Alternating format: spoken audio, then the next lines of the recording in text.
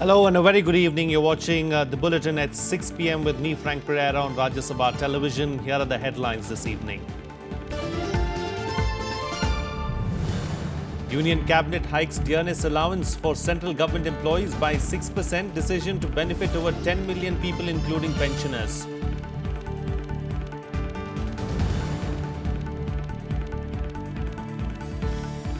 India and Bangladesh commission international gateway of internet service in Agartala and supply of 100 megawatt power to Bangladesh from Tripura.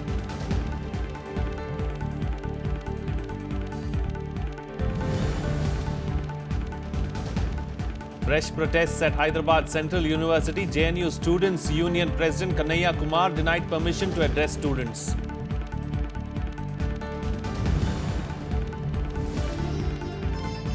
Breakthrough in Brussels attack. Belgian police identify two brothers as suicide bombers, arrest one person.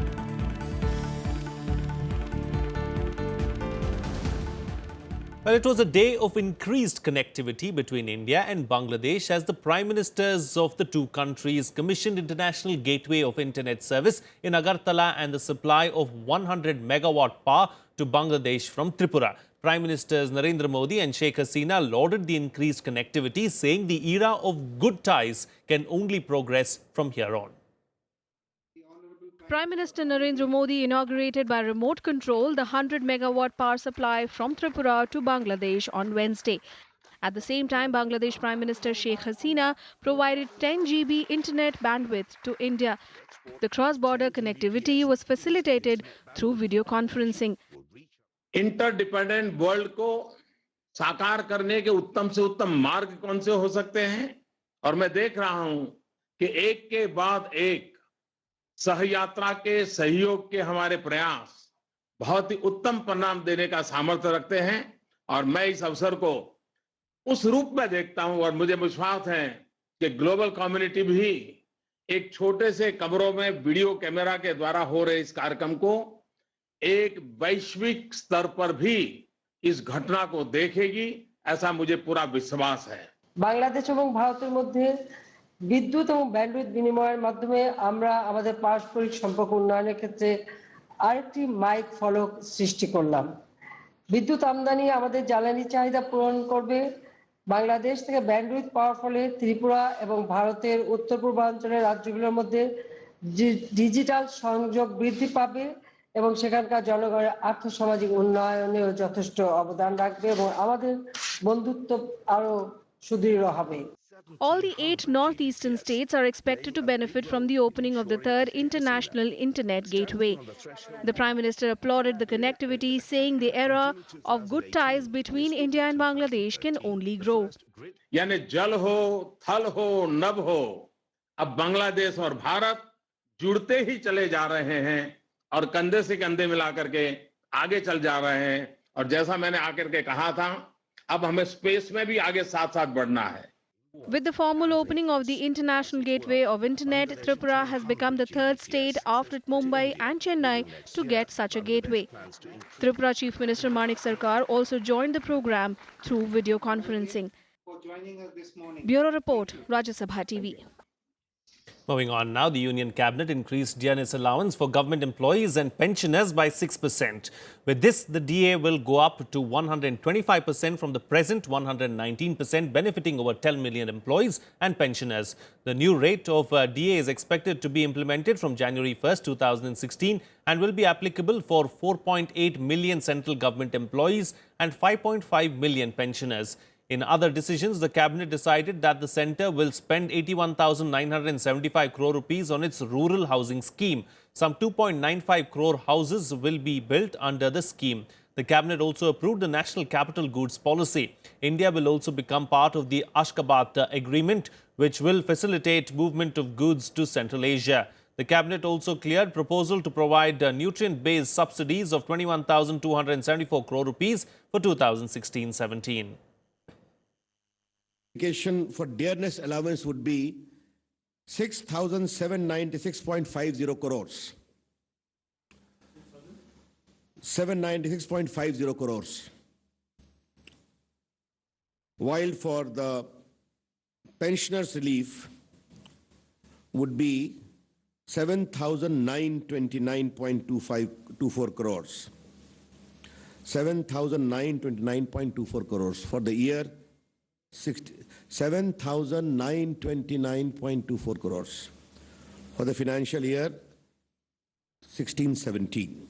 As per the estimation of the government, till the year 18-19, in the coming 3 years, we propose to construct 1 lakh rural houses, which would entail an expense of 81,975 crores, out of which budgetary allocation shall make provision for 60,000 crores and the balance through amortized procedure from NABARD.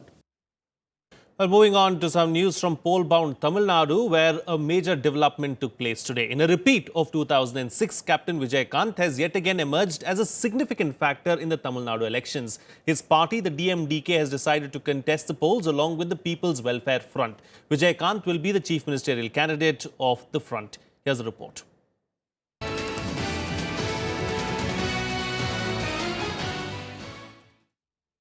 After weeks of confusion over forming an alliance ahead of the Tamil Nadu elections, Desiya Murupokku Dravida Kalagam President Vijaykanth has finally joined hands with the People's Welfare Front and will be the chief ministerial candidate for the alliance. 124 seats have been allotted to DMDK. 110 seats have been allotted to PWF. And the whole combination, I will be the coordinator. That is announced by Captain Vijaykanth. This alliance will be called Captain Vijaykanth Alliance. This alliance will be called Captain Vijaykanth Alliance. And I will be the coordinator. And the government which is going to be formed will be a coalition government. DMDK will contest in 124 assembly seats, while the PWF will field candidates in 110 constituencies in the upcoming assembly elections slated for the 16th of May. PWF leaders Vaiko of MDMK, Tol Tirumavallavan of VCK, G. Ramakrishnan of CPM and R. Mutturasan of CPI met Vijaykanth at the DMDK headquarters on Wednesday morning. Other political parties were quick to dismiss the alliance and said it would not have an impact in the upcoming polls. Democracy में हर political party को अधिकार है कि वो जिससे चाहे alliance कर सकती है. इसमें कोई भी दूसरी पॉलिटिकल पार्टी कुछ नहीं कह सकती. Captain Vijaykanth's decision to align with the People's Front is going to create, not going to create any impact in the Tamil Nadu politics. Actually, he has wasted his political career. If he would have joined with BJP, definitely he would have formed a successful alliance. There are lots of confusion and this is not going to tie it down. So this is nothing. That alliance is not going to take off at all like one. Political analysts, however, believe that the front is a force to reckon with for the May 16 polls. Karunanidhi का बिल्कुल बहुत चोट लगने का जो alliance हुआ है, इसी से एक साफ हो गया. विजयकांत वर्सेस जयललिता हो गया. अभी डीएमके एंड कांग्रेस दरकिनारे हो गया. इसी से मुझे नहीं लगता बीजेपी उसमें एक सीरियस कंटेंडर नहीं है वो तमिलनाडु में. लेकिन बीजेपी के साथ विजयकांत का अभी तालमेल शुरू कर रही थी जो विजयकांत का बीवी ने, वो उसको झटका मिला है. The PWF was floated in July last year as an alternative to principal Dravidian parties. The parties have been accusing the Dravidian parties of ruining the state for over 5 decades with alleged corruption and misgovernance. The DMDK was formally launched in 2005 in Madurai and contested all 234 seats in the assembly elections in May 2006. Vijaykanth was the sole winner from his party. Bureau Report, Rajya Sabha Television. In other news now, the Hyderabad Central University remained tense on Wednesday as police enforced a clampdown on the campus with student groups calling for a boycott of classes for 4 days to protest policy or other police brutality. The students' protest got an impetus with the JNUSU President Kanhaiya Kumar saying he was determined to speak to them. Here's more. कि अप्पा राव जी कह रहे हैं कि आपको आने की इजाजत नहीं है, तो मैं उनको कह देना चाहता हूं कि आपको आने की इजाजत नहीं है, क्योंकि आपने जो HCU को बनाया है वो कतई हम बर्दाश्त नहीं करेंगे. Taking the Hyderabad Central University administration head-on, JNU Students Union President Kanhaiya Kumar made his intentions clear as he arrived in Hyderabad. This even as there were fresh protests over Rohit Vemula's suicide.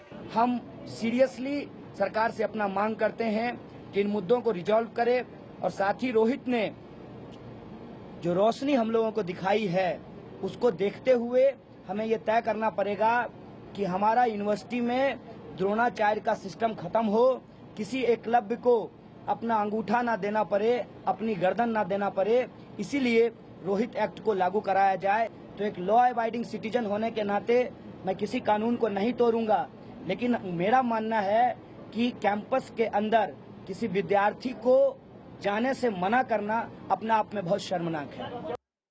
After Tuesday's protest at the varsity, police clamped down on security barring entry of media and outsiders. The Hyderabad University is cautious as Kanhaiya Kumar has said he is determined to speak to the students. A political blame game has begun over the appointment of Vice Chancellor Rao. मेरे से सरकार से मेरा ये है, अप्पा राव को क्या जल्दी थी उसको फिर यहाँ ला करने के वास्ते प्रेसिडेंट रिकॉल करना है उनको। इतना बड़ा आदेश होने के बाद अप्पा राव को फिर कैसा रखते हैं यहाँ पर? छात्रों को भड़काकर अपनी राजनीतिक रोटी सेकना चाहते हैं और छात्र उनकी चक्कर में आने वाले नहीं हैं। जिस तरह की हरकत हैदराबाद यूनिवर्सिटी में की जा रही है उसके पीछे पूरी तरह कांग्रेस और कम्युनिस्ट मानसिकता के लोग हैं। It was widely believed that the reason for his committing this tragic act was the insensitivity of the then administration headed by Vice Chancellor Appa Rao, and that there was also the intervention of the Ministry of HRD. Now, in these circumstances, you enable Mr. Appa Rao to resume his charge, while the grievances of the students have not been addressed. What kind of insensitivity is this towards the students? Meanwhile, in another university campus, a complaint against students who the administration accused of shouting anti-India slogans has been withdrawn. In a turnaround, the principal of Pune's famous Ferguson College withdrew the complaint to the police, saying it contained a typographical error. Police officers are now examining CCTV footage of the event. Principal होने के नाते उनके हाथों में पूरा discipline होता है और उसकी कोई पुलिस की जरूरत होती है तो वो पुलिस को लेटर लिखते हैं, लेकिन वो दोनों बीच में लेटर लिखना और ऐसा परसेप्शन और मीडिया और सारे लोगों के मन में देश विरोधी नारे लगाए, ऐसा वो माहौल जो बढ़ गया, उसका तो पुलिस पूरी तरह से जांच कर रही है। जांच के बाद वो उनका लेटर का भी जांच करेगी और वहाँ नारेबाजी लगाए कि नहीं लगाए उसकी भी जांच करेगी और जांच के बाद जो रिपोर्ट आएगा उसके बाद तुरंत जो नियम के अधीन कार्रवाई करना होगा जरूर पुलिस करेगी। The request for police action comes just weeks after 3 students of JNU, including Kanhaiya Kumar, were arrested on sedition charges. Bureau Report, Rajya Sabha Television. Moving on now, Pakistani-American terrorist David Coleman Headley today told a Mumbai court that the US once financed his trip to Pakistan. He also claimed that he had donated about 70 lakh rupees to Lashkar-e-Toiba till 2006. That's 2 years before the Mumbai attacks. Headley was cross-examined via video conferencing from the United States. He is serving a 35-year jail term there and has turned a prover in the 2611 case. 2611 attack plotter Abu Jundal's lawyer, however, picked holes in the credibility of Headley's evidence, arguing that he had indulged in criminal activities and violated his plea bargain agreements with the US government. Headley was examined by the prosecution earlier in February, with the court adjourning the cross-examination.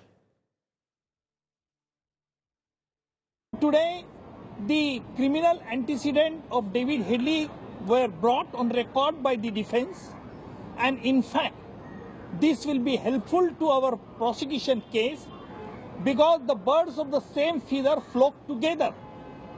David Headley was criminal, is criminal, and he has been tender pardon because he has given certain evidence, clinching evidence, and we will use that evidence in due course of our present trial.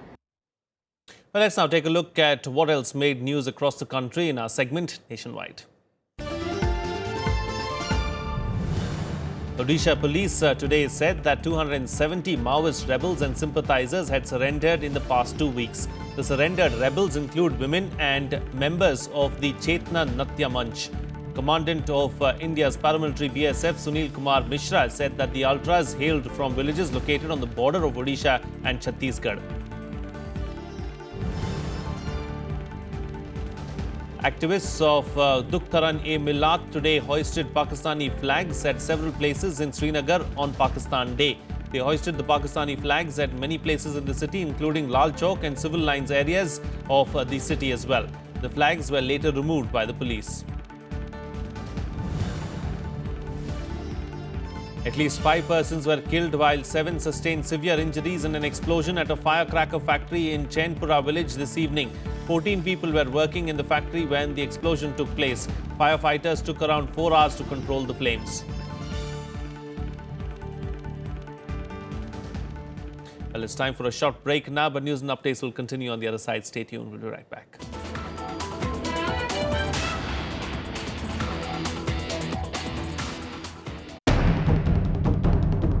The 85th martyrdom anniversary of Bhagat Singh, Rajguru and Sukhdev, remembering the reverberating impact of their nationalism.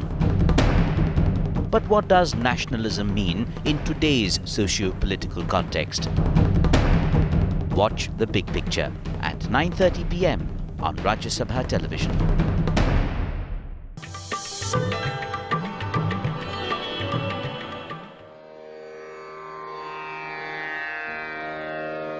The sacred relics of Buddha were unearthed in Piprava in Uttar Pradesh. Buddhist monks from all over the world visit the National Museum to pay their respects. These charred bone fragments of Buddha are housed in the gold canopy gifted by the royal family of Thailand.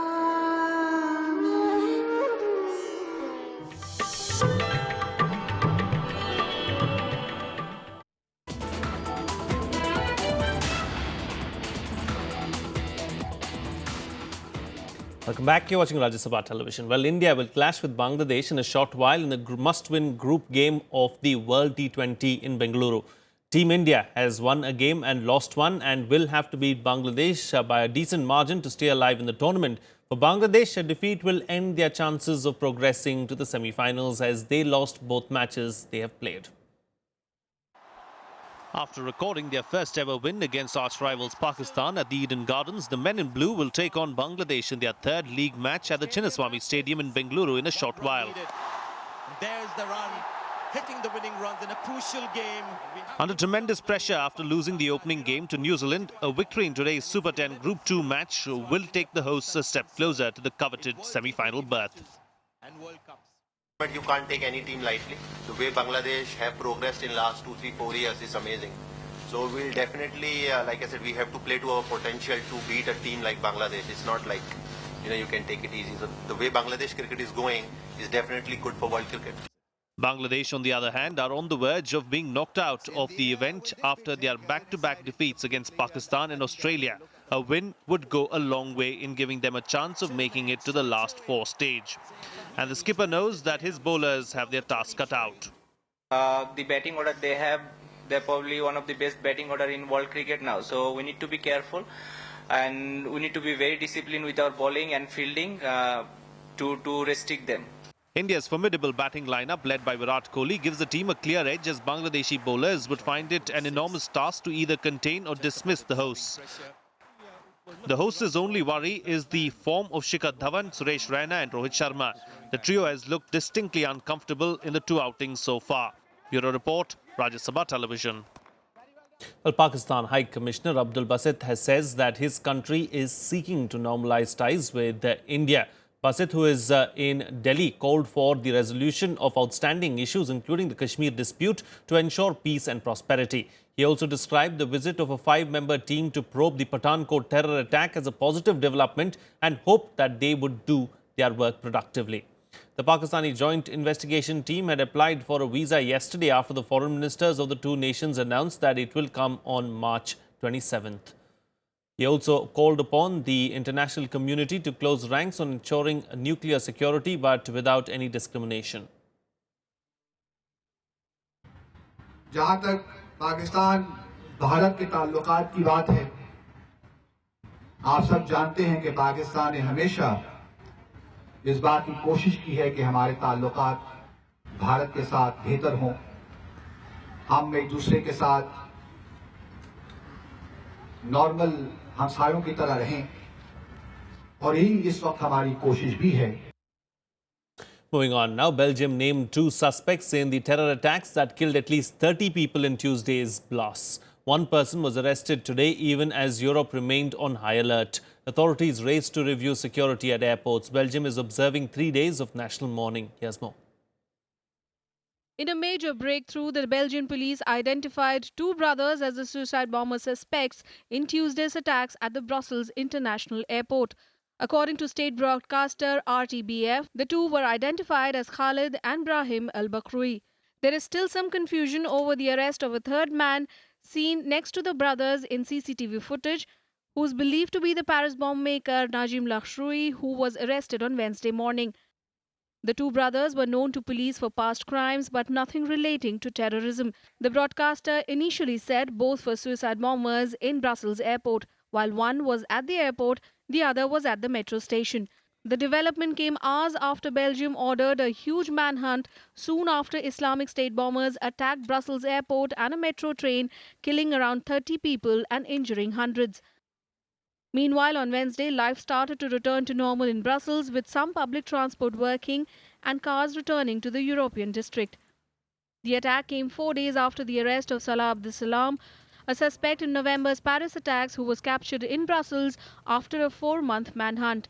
Security was tighter at airports around Asia on Wednesday, with South Korea, Japan, Indonesia, Thailand and India saying they were deploying additional resources at the major hubs.